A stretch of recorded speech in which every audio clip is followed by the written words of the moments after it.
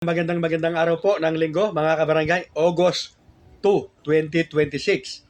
So, yes po, usapin sa buong Pilipinas itong House Bill number 10407 na inakda po nitong si Congressman Dasa para ma-postpone na naman pong muli ang nakatagdang barangay at SK election sa November 2, 2026.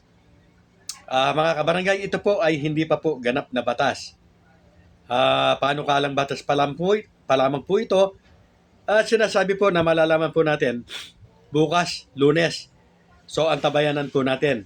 At kagaya po ng nai-content ko na ang House Bill po na ito na dati po ay House Bill number 8886, ngayon ito po yung bago. Ito nga pong House Bill number 10407. Complete po yung nilalaman ng bill na ito. Doon po sa sinabi ni Congressman Albi Benitez na parang hindi na po nila nakikita o wala na yung mga alibay o mga sirkumstansya na para i-postpone ang halalan. Ayun nga pong pagtaas po ng presyo ng mga bilihin, pagtaas ng gasolina, at yung krisis po na nagaganap sa Amerika at Iran. At ito pong House Bill po na ito na number 10407, ang nilalaman po o layunin nito para ma-postpone na naman po ang halalan, ayan nga po na sinasabing yung krisis na nangyayari nga po sa Amerika at Iran, pagtaas ng bilihin, at pagtaas po ng gasolina. At sinasabi po na para makatipid ang gobyerno dahil sinabi daw po o advice ng Bangko Sentral o kung sino man, kung hindi tayo nagkakamali, ay kailangan po ng pagtitipid.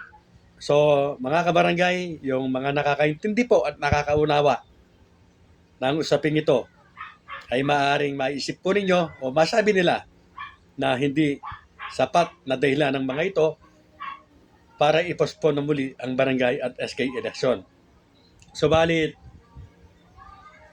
yan po mga kongresista po yan, gagawin po nila ang lahat ng makakayang nila para nga po ma-postpone ang barangay at SK election dahil sa sarili nilang layunin. Yes, napakaigi po na antabayanan na lamang na sumubaybay po sa kung ano man po o ano pa ang magaganap na sa teleseryeng ito na napakagandang sinusubaybayan, ang barangay at SK election. At mga kabarangay, huwag pong kalilimutan para hindi po tayo malito at magkaletse-letse.